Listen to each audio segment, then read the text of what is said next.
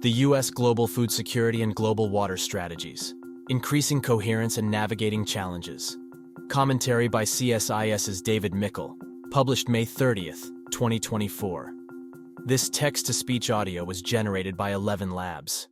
Adequate supplies of clean water and nutritious food are vital to human well-being. They are also increasingly important to U.S. foreign policy.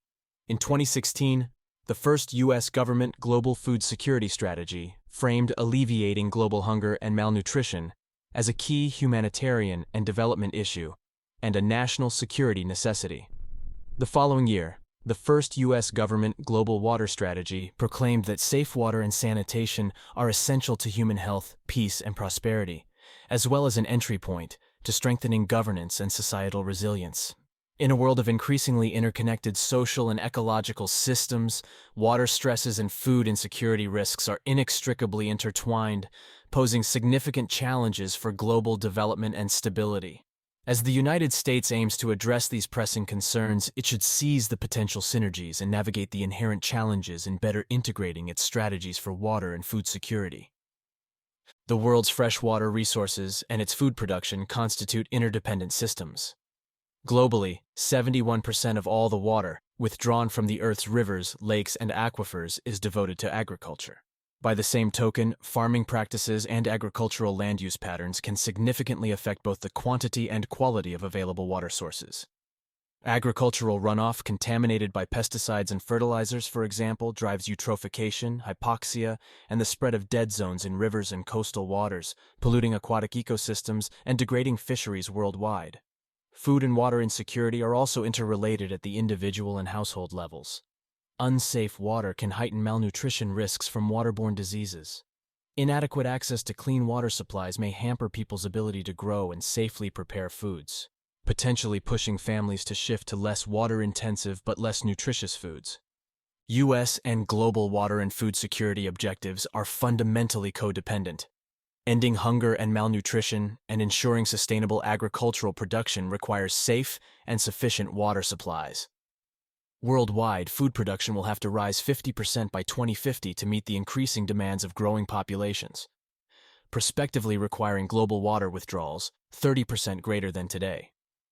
Yet an estimated 2.4 billion people now live in countries confronting water stress, and almost 40% of global croplands already experience water scarcity. Ensuring equitable access to adequate water services cannot be achieved where ecologically unsustainable agri-food systems compromise freshwater resources and ecosystems. Sustainable food and water security cannot practically be achieved without each other. Capturing food and water security synergies. The U.S. Government Global Food Security Strategy, 2022 to 2026, GFSS, and the U.S. Government Global Water Strategy, 2022 to 2027, GWS, lay valuable foundations for developing substantive policy integration between the two. Both strategies identify shared challenges and set related and mutually reinforcing core objectives. The GFSS seeks to promote inclusive and sustainable agriculture-led economic growth, enhance resilience to climate change and other shocks and crises among people, communities, countries, and systems, ensure a well-nourished population, especially among women and children, as well as to improve water resources management, promote more effective governance, and advance the integration of food security, conflict sensitivity, and peace building.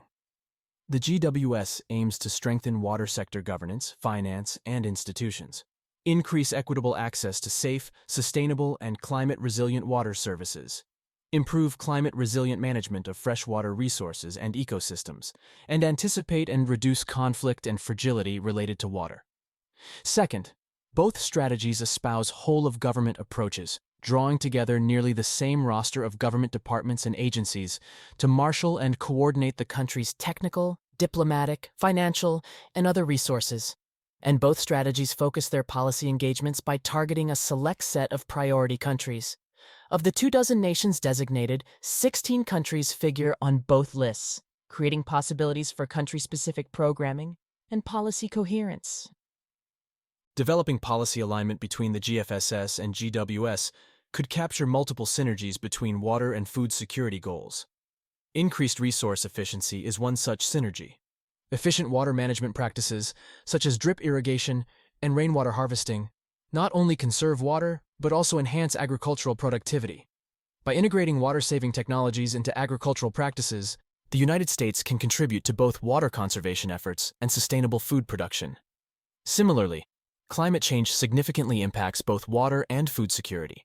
Rising temperatures, shifting precipitation patterns, and extreme weather events degrade water and agricultural infrastructure, exacerbate water stresses, and amplify agricultural vulnerabilities.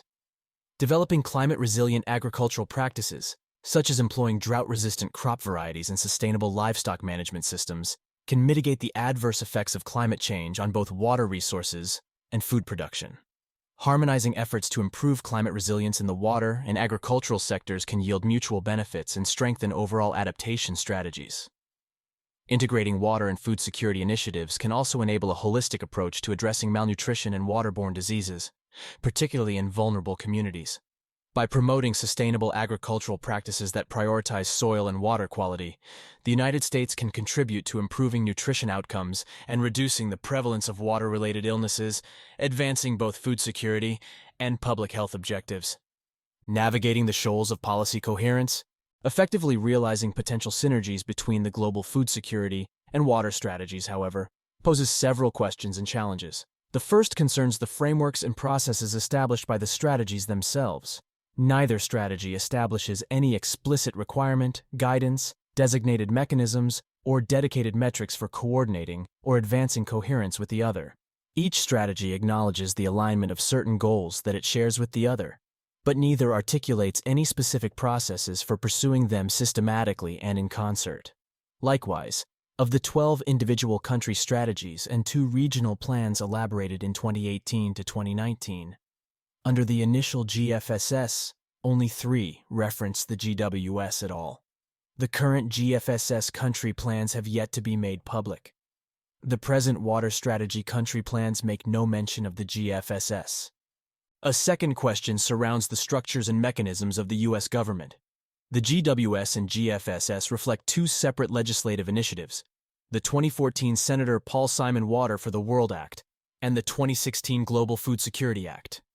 These distinct congressional mandates endow the 2 strategies with differing appropriations processes, programming calendars and criteria, and performance and reporting requirements.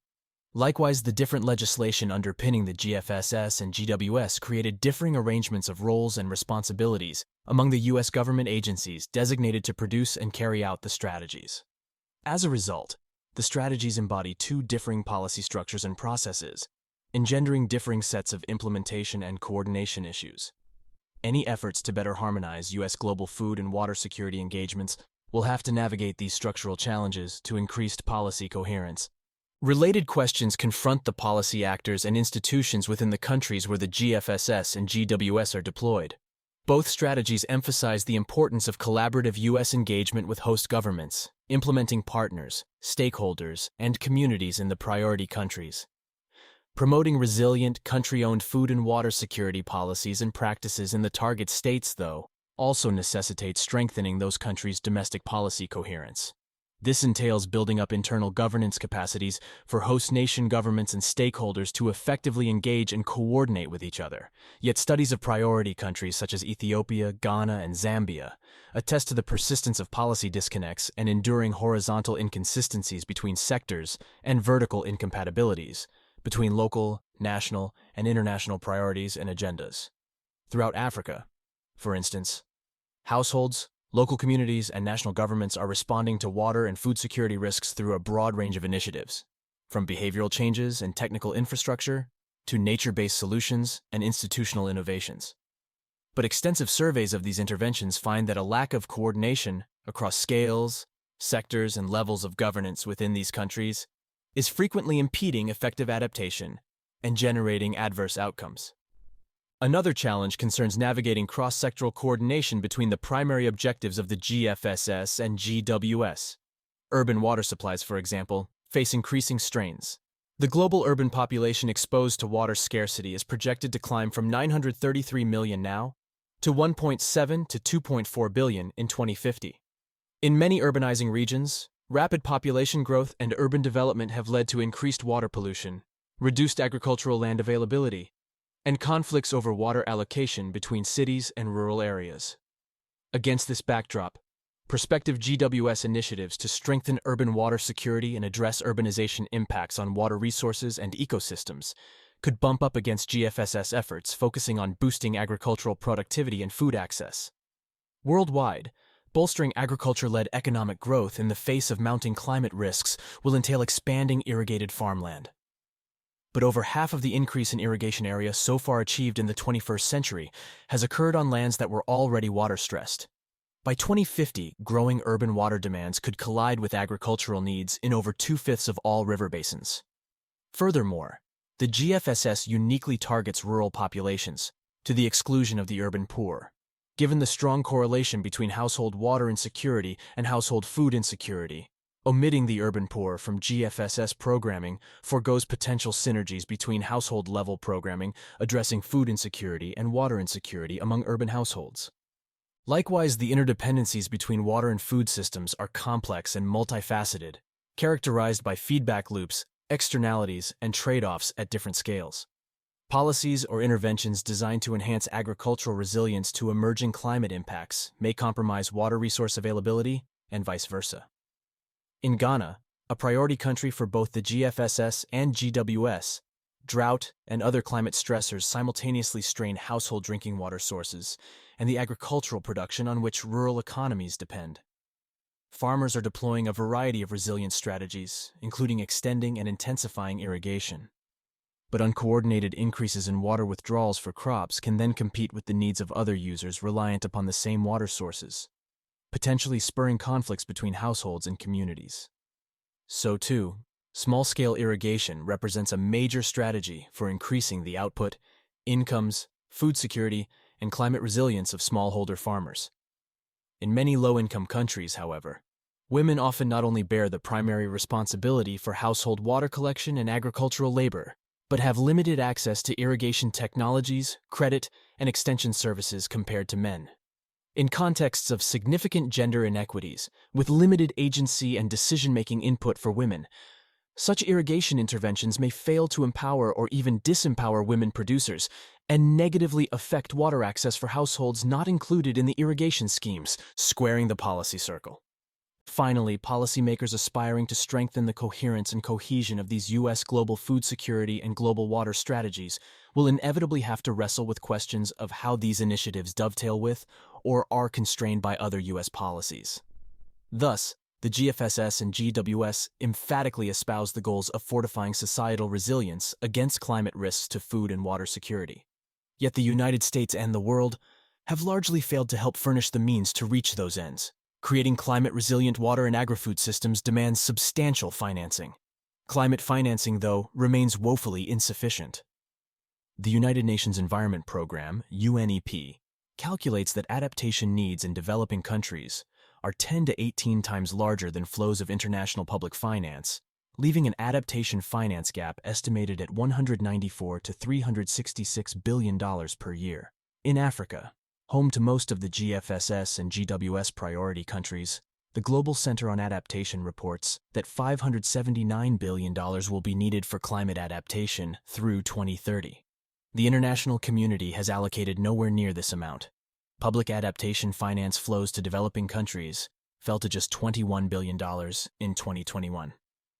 By contrast, the UNEP estimates the annual adaptation costs for the agricultural sector in developing countries at $16 billion, and the adaptation costs for river flooding alone at $54 billion per year.